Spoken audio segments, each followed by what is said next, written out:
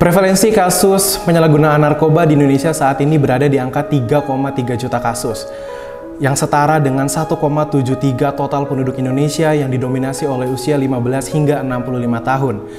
Pada periode 2019 hingga 2023, sebenarnya kasus berada di angka 4,5 juta.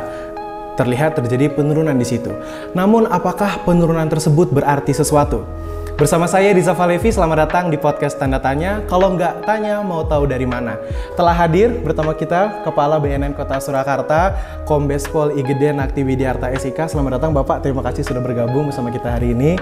Ya, Pak, sebelum kita lanjut ke pertanyaan, kita mungkin berkenalan dulu nih Pak. Pak Nakti ini merupakan Kepala BNN Kota Surakarta yang baru beberapa bulan lalu dilantik dan saat ini menjabat sebagai Kepala BNN di sini dan menaungi 6 kabupaten kota lainnya yang ada di Seloraya. Pak, boleh dong Pak perkenalan diri, profil singkat Bapak, dan sekarang motivasi apa sih Pak yang membuat Bapak semangat di BNN ini? Baik, terima kasih Mas. Jadi sedikit saya sampaikan tentang profil saya. Saya nama jelas sudah tadi disampaikan, nama Igede Nakti Widiarta SIK. Kemudian saya berasal dari Bali Mas. Kemudian saya basicnya dari kepolisian, dari Polri. Ya, pangkat saya tadi sudah disampaikan, Kombes Pol.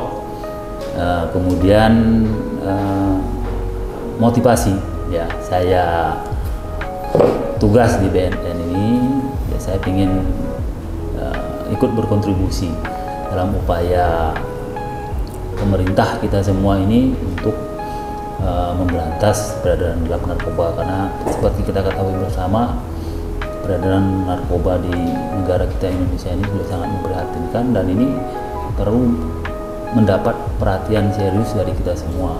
Mudah-mudahan dengan keberadaan saya di BNN Kota Surakarta ini, saya bisa berkontribusi positif untuk mencegah dan kalau bisa ya menghilangkan lah, harapannya kan seperti itu, peredaran gelap narkoba yang ada di Kota Surakarta ini. Oke, baik Pak, sebelum kita melangkah lebih jauh lagi ke pembicaraan kita, sebenarnya kita perlu memahami esensi dari BNN itu sendiri. Sebenarnya BNN ini itu lembaga yang seperti apa, dipimpin oleh siapa, bertanggung jawab kepada siapa, dan tugas wewenangnya itu sebenarnya apa Pak? Oke Mas, jadi BNN ini adalah lembaga non kementerian ya, setingkat kementerian tapi non kementerian ya. Jadi bertanggung jawab langsung kepada Presiden. Kemudian kalau di BNN RI dipimpin oleh seorang kepala, namanya Kepala BNN RI. Kebetulan sekarang dijabat oleh Bapak Komjen Pol Martinus Hukom. Beliau juga berasal dari kepolisian. Kemudian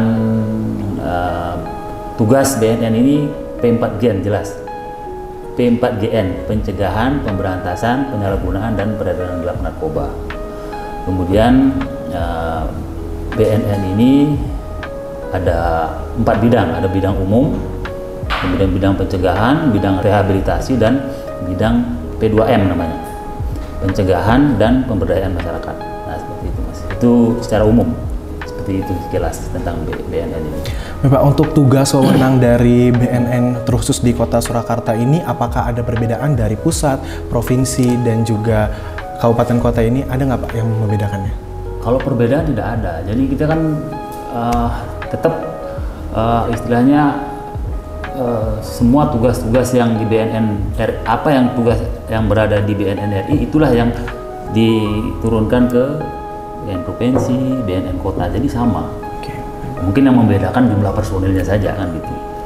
Kalau tugas dan wewenangnya kita sama. Jadi semua kebijakan yang ada di pusat itulah yang kita tindak lanjuti di baik di BNN provinsi maupun di BNN kabupaten kota ini. Nah, seperti itu.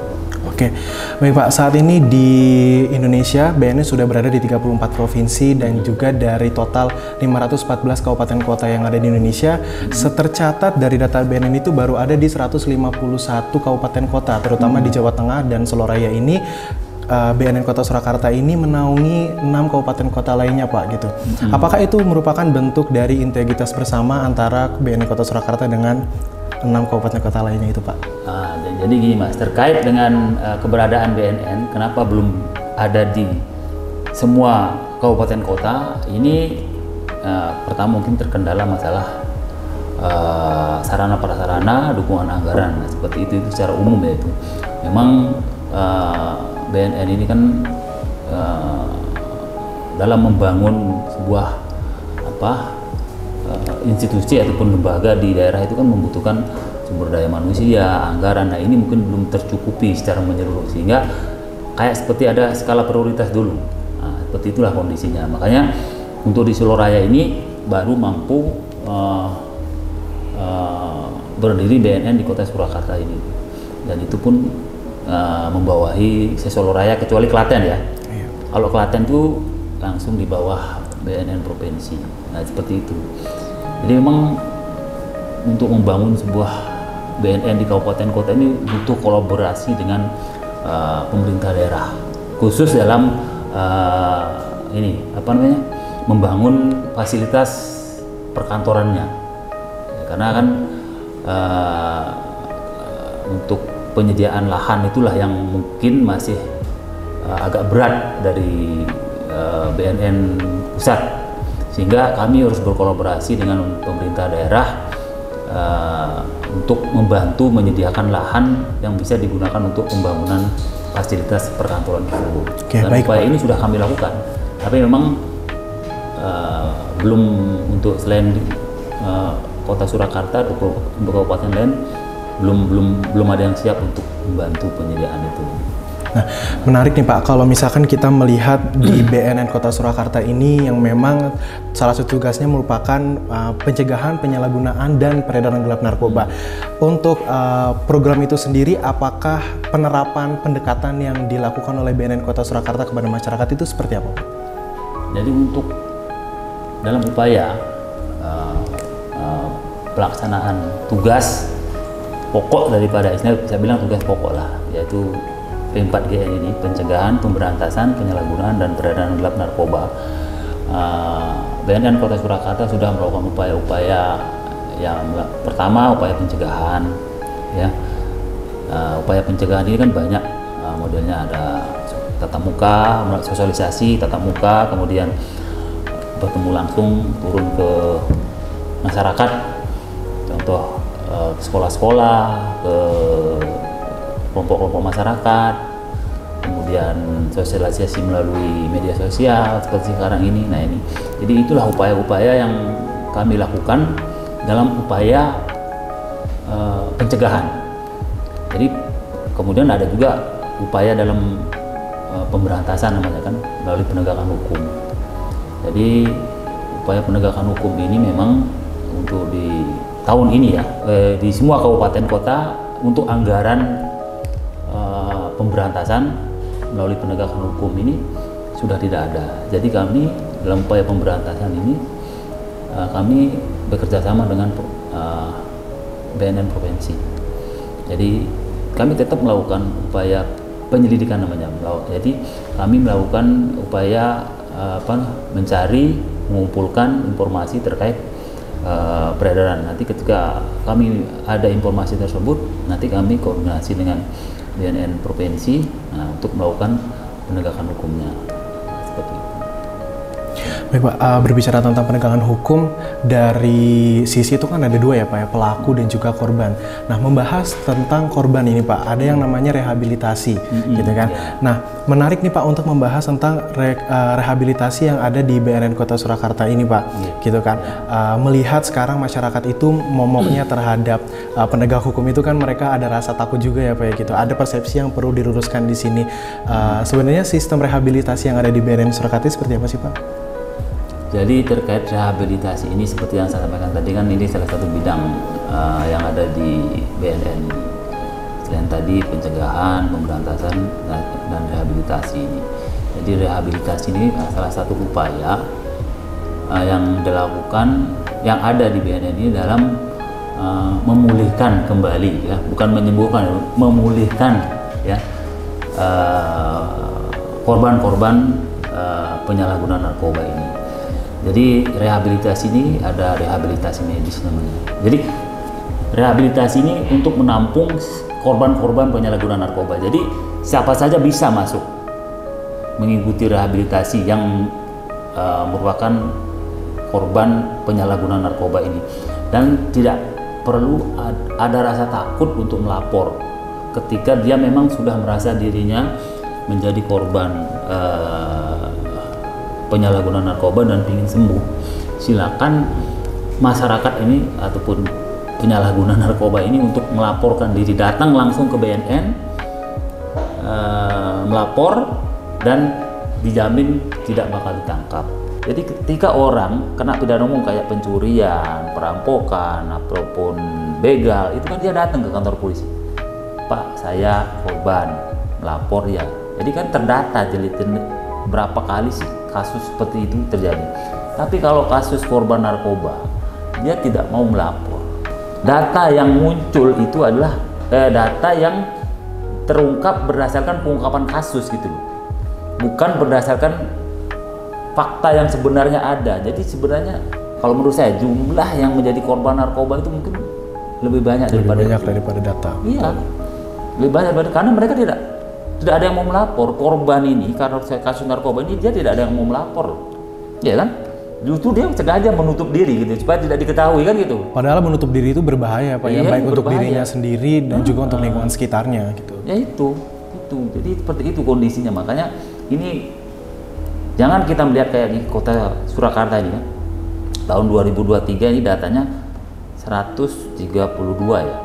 132 jumlah pengungkapan. Ini yang diungkap, yang tidak diungkap mungkin saya yakin lebih banyak lagi. Ya kan gitu. Kalau kita lihat fakta di lapangan ya, saya datang turun ke kelurahan itu, ya Pak Lurahnya juga menyampaikan memang masih sering terjadi. Cuman permasalahannya pengungkapan kasus narkoba ini memang perlu perlu strategi khusus gitu. Tidak segampang mengungkap kasus pidana umum biasa gitu.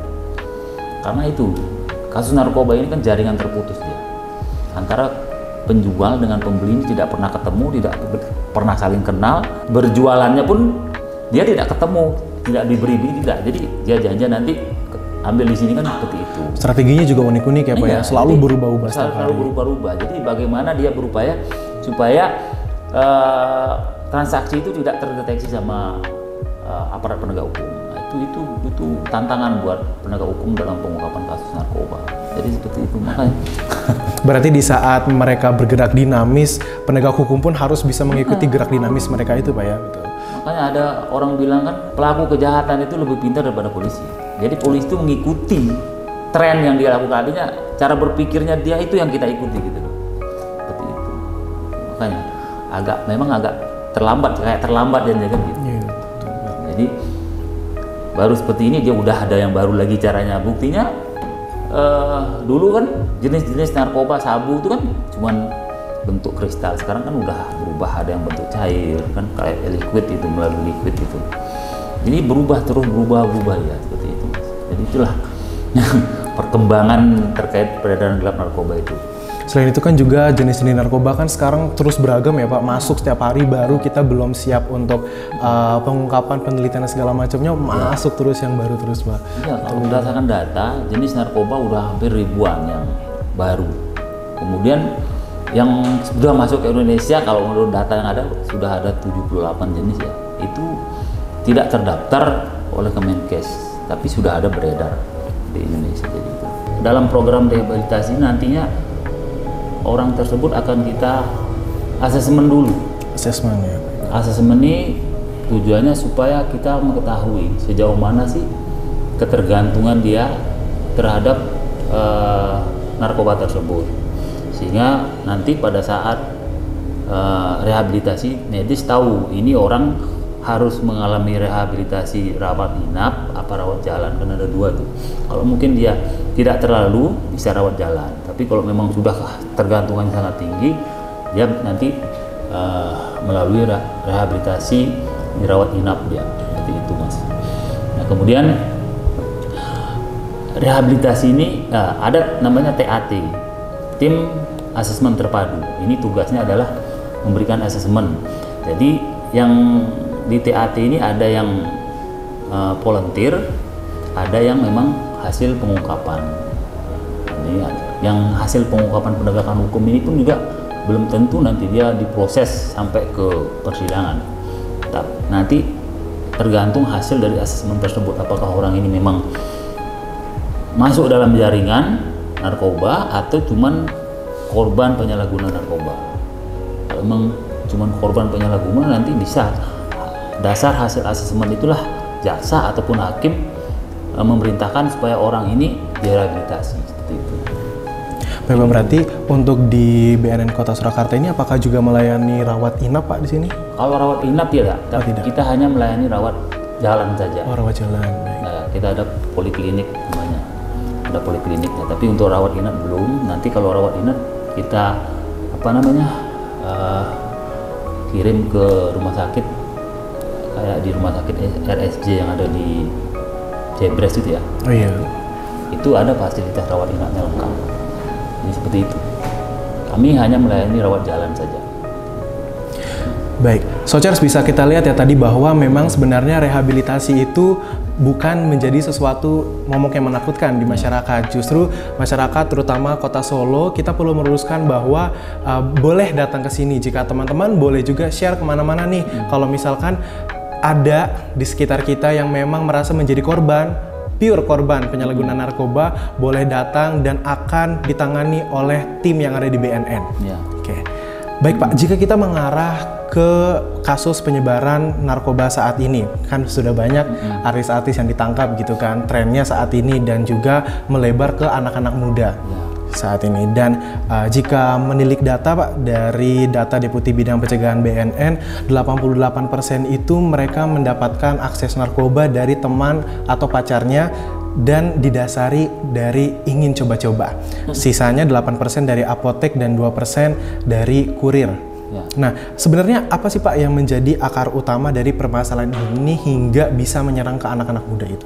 Kalau kita melihat korban-korbannya kan banyak anak muda juga sekarang. Mungkin kenapa mereka bisa sampai jadi korban, ya mungkin pertama seperti yang Mas sampaikan ya. Ada rasa ingin tahu sehingga dia ini korban ini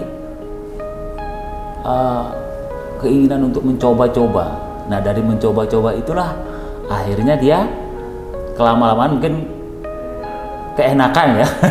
Keenakan, kebablasan, artinya ketergantungan. Kemudian mungkin juga ya penggunaan narkoba ini sudah ada menganggap itu sebagai kayak lifestyle, gaya hidup. Baik. Ya.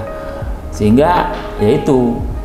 Jadi kalau nggak pakai kayaknya nggak keren kan, seperti itu. Iya, Pak. Nah itu, karena kan kalau melihat mungkin seperti itu. Ada juga yang mungkin seperti itu, karena kan kita lihat artis, kemudian kalau dipikir mereka kan kalau dari segi intelektual dia orang terpelajar. Betul. Kan gitu. Kalau ditanya dampak negatif narkoba, dia ngerti, tapi kok dia mau masih tetap menggunakan. Nah ini kan mungkin seperti itu. Kalau nggak pakai kayaknya nggak keren, jadi kayak ikut-ikutan, jadi kayak gaya hidup seperti itu kan gitu. Jadi seperti itu. Kemudian mungkin faktor ya kondisi keluarga mungkin juga ya, kan ada juga karena situasi keluarga yang kurang harmonis ya kan, ada konflik, kurang perhatian dari orang tua, sehingga pelariannya menggunakan narkoba itu.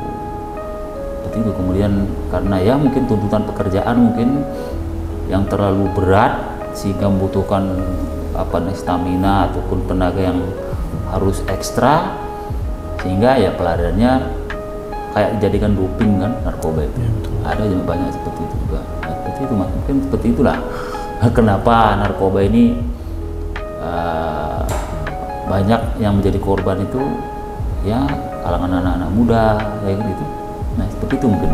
Berarti memang faktornya sangat banyak ya Pak, apalagi jika kita melihat ke anak-anak muda, mereka kan sering disebut sedang berada dalam fase mencari jati diri ya, salah satu Pak. Ya, masih labil kan, ya, jadi betul. Ketika trennya seperti apa ya dia ikut-ikutan. Oke. Jika melihat hal tersebut Pak, saat ini kan di Kota Surakarta ini menempati pos peringkat kedua di Jawa Tengah dengan pengungkapan kasus terbanyak. Nomor satunya adalah Semarang. Kira-kira jika melihat tadi anak muda disebut sedang masih labil, masih butuh pengawasan gitu kan Pak. Kira-kira apa langkah konkret dari BNN Kota Surakarta ini untuk menyikapi hal ini? Ya.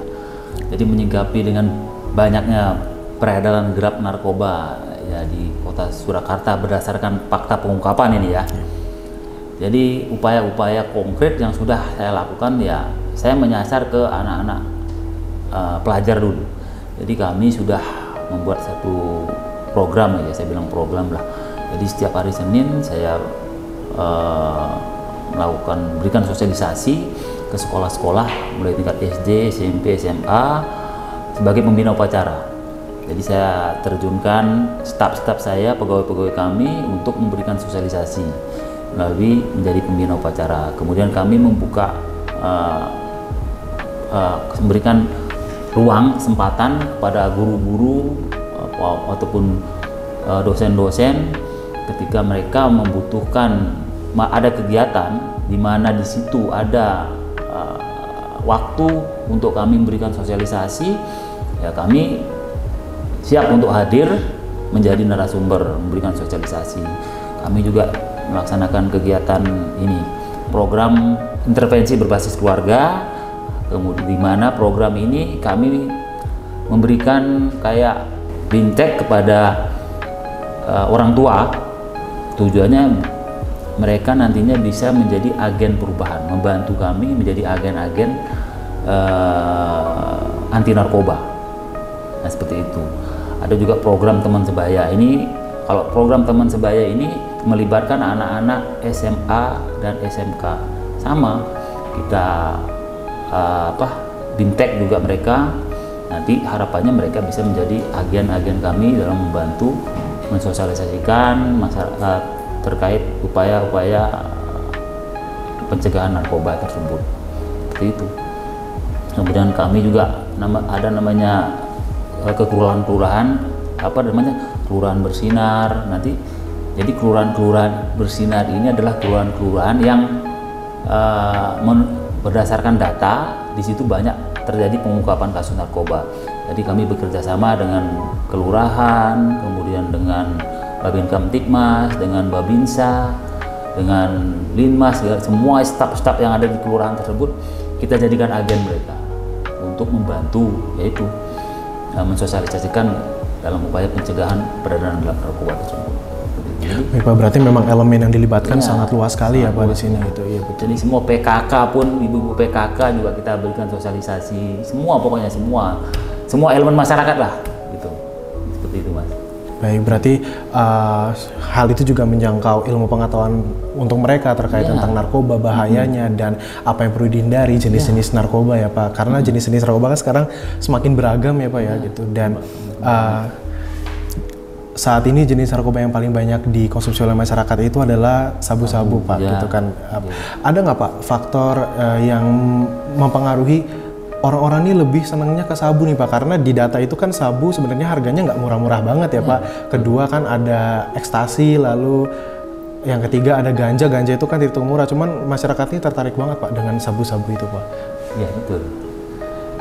Nah terkait memang kalau berdasarkan data, jadi narkotika yang paling banyak digunakan itu kan sabu. Setelah sabu baru ganja, setelah ganja baru ekstasi.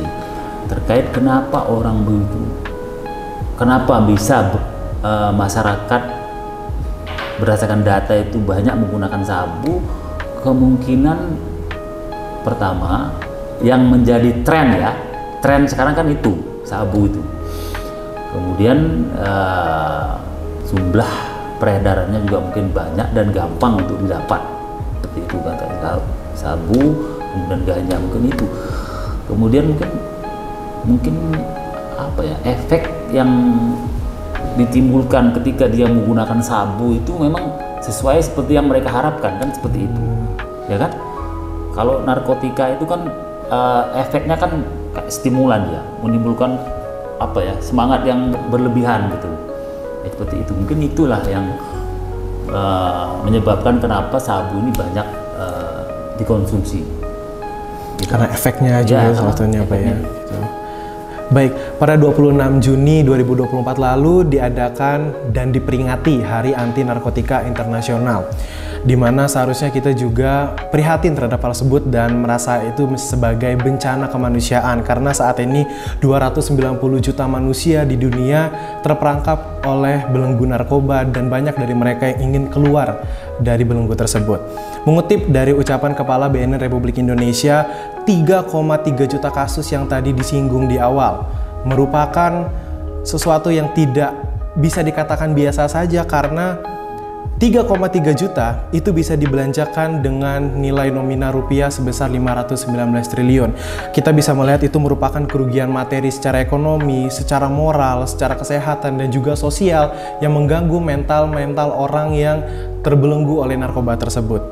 Baik Pak, jika kita melihat sebenarnya dari hal tersebut itu, secara sederhananya, bagaimana lingkungan keluarga itu dapat berperan Pak dalam mencegah penyalahgunaan narkoba kepada anak mereka, tetangga mereka, dan juga lingkungan tetangga sekitarnya? Jadi yang berperan paling penting dalam upaya melindungi, memproteksi dari penyalahgunaan narkoba itu adalah dari lingkungan yang paling terkecil dulu, dari lingkungan keluarga. Orang tua kepada anaknya. Kenapa saya bilang seperti itu? Karena orang tua ini dia selalu berada di lingkungan anak-anaknya kan, jadi tahu persis seperti apa perilaku keseharian anaknya, apa yang dilakukan, kemana dia. Jadi orang tua lah yang paling tahu. Makanya kenapa saya bilang seperti tadi, yang mempunyai peran paling penting dalam upaya melindungi anak-anaknya dari penyalahgunaan narkoba itu adalah orang tua, dari lingkup keluarga inilah terkecil. Karena seperti itu. Jadi sedikit kalau memang orang tuanya benar-benar memberikan perhatian kepada anak-anaknya, ketika ada perubahan pada anaknya, dia pasti tahu ini kenapa anak saya berubah, ada perubahan seperti ini kan, seperti itu yang sederhananya saja kita berpikirnya kan seperti itu. Makanya saya bilang lingkup keluarga ini adalah mempunyai peran yang sangat penting dalam upaya melindungi keluarganya dari bahaya narkoba tersebut. Seperti itu, Mas. Pak, bicara tentang keluarga nih Pak, apakah dalam rehabilitasi tadi ada keluarga yang justru mengantar anaknya ke sini untuk rehabilitasi juga dengan volunteer tadi apa, dengan sukarela ke situ? Apakah ada Pak, mungkin bisa diceritakan? Dan sebenarnya kita ungkit lagi nih Pak, dampak yang tadi ditimbulkan juga kan kepada sosial, ke kesehatan psikisnya Pak. Sebenarnya narkoba ini dampaknya ke kesehatan psikis orang yang menyalahgunakan narkoba ini seperti apa sih Pak? Ya, jadi kalau yang pertama tadi terkait keluarga yang mengantarkan anggota keluarga ataupun suaminya dengan kesadaran datang, ada banyak. Salah satu contoh waktu saya berada di sini yang saya temukan langsung itu ada seorang ibu-ibu yang mengantarkan langsung suaminya ke sini untuk di TAT, untuk di asesmen, karena kecurigaan daripada istrinya ini suaminya menggunakan narkoba, sehingga memang setelah hasil asesmen ternyata benar suaminya ini memang mengakui dia menggunakan narkoba. Kemudian setelah didalami sudah berapa lama, dari mana dia mengakui semua, dan ya kita bantu, kita rehabilitasi melalui rehabilitasi rawat jalan tersebut. Narkotika ini dampaknya adalah menurunkan kesadaran. Jadi dampaknya stimulan, itu menimbulkan semangat yang berlebihan, kemudian depresi. Kemudian depresi ya jelas ya kan, depresi itu merasa tidak percaya diri. Kemudian yang terakhir halusinasi, halusinogen itu. Jadi menimbulkan pemikiran-pemikiran yang nggak jelas, yang apa ya, dia mungkin ada rasa ketakutan, kemudian merasa tidak percaya diri. Jadi hal-hal, dia memikirkan hal-hal yang sebenarnya hal itu tidak ada, tidak benar gitu loh. Nah, itulah dampak negatif daripada penggunaan narkotika ini. Dan yang paling parahnya kan bisa menimbulkan kematian, paling fatal kan kematian, karena kan dia menyerang otak manusia seperti itu. Dan yang perlu diingat bahwa kalau udah kecanduan dia tidak bisa sembuh. Betul. Berarti sebenarnya narkoba ini itu tidak bisa sembuh ya Pak, bisanya hanya dipulihkan saja.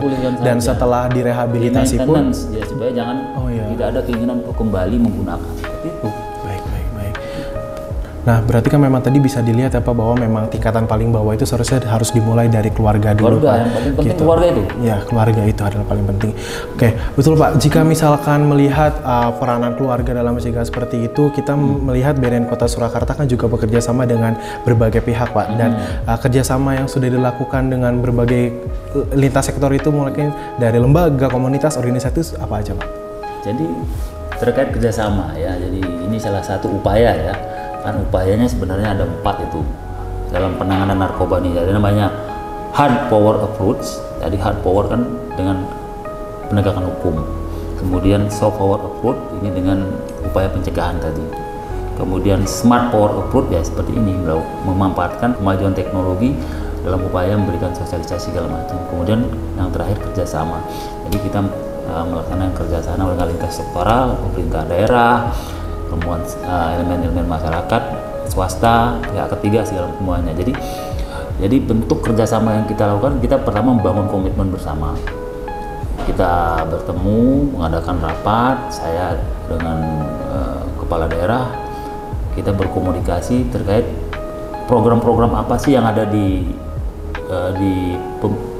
pemerintah daerah tersebut yang bisa memberikan ruang atau kesempatan kepada kami, kita bisa berkolaborasi dalam upaya ya. Kalau kami kan jelas upaya tugas pokoknya dalam pencegahan tersebut. Nah itulah apa pemerintah daerah itu bisa memberikan waktu, kesempatan pada kami untuk bisa hadir memberikan sosialisasi kepada masyarakat di situ. Nah itulah untuk kemudian itu kami juga minta dukungan dari pemerintah daerah terkait ya supaya kami bisa berada di kabupaten di zonasi yang belum ada ini. Kami minta bantuan kepada pemerintah daerah dalam hal penyediaan lahan supaya nanti bisa dibangun kantor, jadi kami bisa hadir di sana. Anak muda untuk bisa membantu pemerintah dan juga berbagai lintas sektor itu mewujudkan lingkungan yang bebas dan bersih dari narkoba. Jadi ya baik, terkait apa yang bisa dilakukan ya, khususnya anak muda ini dalam membantu, intinya membantu kita ya, membantu BNN dalam upaya pencegahan, pemberantasan penyalahgunaan dan peredaran gelap narkoba ini sangat sederhana.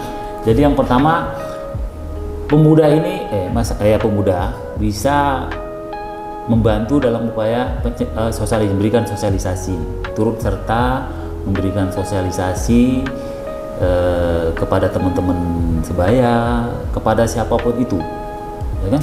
Jadi sangat sederhana sekali. Karena upaya pencegahan yang paling sederhana, yang paling efektif adalah dengan bisa menyampaikan pesan-pesan terkait masalah bahaya narkoba itu dari mulut ke mulut. Kemudian kalau memang dia punya apa namanya mas, sekarang kan media sosial banyak tuh, dia misalnya punya apa namanya viewer atau pengikut, punya medsos pengikut, nah mungkin bisa membantu mensosialisasikan melalui Instagram, Instagramnya, pokoknya itulah media sosial yang dia miliki kan seperti itu. Kemudian kalau dari tingkat ini ya, lembaga-lembaga instansi terkait, kami sudah membangun kerjasama juga dengan Polres, karena memang sebenarnya Polres dengan BNN ini kan tugasnya hampir sama, cuman kalau di Polres saat narkobanya lebih fokus dalam penegakan hukum kan itu. Kalau di kami kan bukan cuma hanya penegakan hukum, tapi secara berkelanjutan, mulai dari pengungkapan, kemudian kita bantu menyembuhkan, kita bantu untuk mencarikan pekerjaan juga. Betul. Jadi di rehabilitasi ada seperti itu. Jadi nanti yang sudah direhabilitasi, nanti kita bantu rehabilitasi sosial namanya. Habis rehabilitasi medis, ya kita rehabilitasi sosial. Rehabilitasi sosial ini isinya seperti itu. Jadi orang ini setelah dia sembuh, kita pulihkan. Setelah dia pulih, kita berikan dia kemampuan secara individu. Berarti itu merupakan salah satu bentuk maintenance ya Pak ya? Iya, maintenance. Jadi kita fasilitasi dia itu hobinya apa. Jadi karena kita sudah bekerja sama dengan pekerjaan umum ya, perencanaan umum, BLK, Balai Latihan Kerja tuh. Jadi nanti melalui BLK inilah kita salurkan bakat dia apa. Misalnya jadi montir, apa jadi pelukis, jadi tukang batik, pokoknya semua kita sesuaikan dengan kemampuan dia. Nanti kita latih mereka selama 20 hari. Nanti setelah dilatih, baru kita bekerja sama dengan pemerintah daerah untuk mengakomodir mereka kemana mereka nanti dibawa ini, disalurkan gitu. Tujuannya apa? Supaya nanti setelah dia sembuh, mereka turun ke masyarakat, kembali ke masyarakat sudah ada pekerjaannya, bukan malah nganggur. Nanti takutnya kalau nganggur nanti kembali lagi menggunakan narkoba. Nah, seperti itu. Jadi itu komplit kalau di BNN ini. Boleh ditangkap, diobati, kemudian dikasih pekerjaan. Itu. Betul, baik. Jadi seperti itu, Mas. Wah, menarik banget Sochers tadi penjelasan dari Kepala BNN Kota Surakarta, Bapak Nakti. Dan kita bisa lihat ya bahwa saat ini posisinya memang kita sedang menghadapi kasus narkoba yang begitu banyak, angkanya yang begitu luar biasa gitu kan. Namun kita bisa bekerja sama, kita bisa bekerja melalui pemerintahan, kita juga bisa bekerja melalui masyarakat. Masyarakat membantu dengan cara sosialisasi, kita harus tetap bergerak bersama dan juga memangku kebijakan, membuat kebijakan-kebijakan yang sesuai supaya tepat sasaran dan bisa diimplementasikan sehingga tujuan kita untuk bebas dari narkoba bisa terwujud. Baik, teman-teman juga harus memperhatikan bahwa BNN itu bukan merupakan suatu momok yang menakutkan. Di BNN, teman-teman di sini selain bisa dibantu direhabilitasi, teman-teman juga di sini bisa mendapatkan tempat yang layak untuk dibantu ketika teman-teman terkena kasus penyalahgunaan narkoba di sana gitu. Baik Sochers, mungkin itu dia podcast kita hari ini bersama Kombes Pol I Gede Nakti Widiarta SIK. Terima kasih atas waktu dan kesempatannya Bapak. Gitu. Untuk Sochers, jangan lupa untuk tetap baca berita menarik yang ada di website dan juga Instagramnya Sok Live. Subscribe Instagramnya Sok Live dan juga terus tonton video menarik yang ada di konten Sok Live. Sampai jumpa di konten podcast berikutnya. Saya Rizal Falevi, signing out.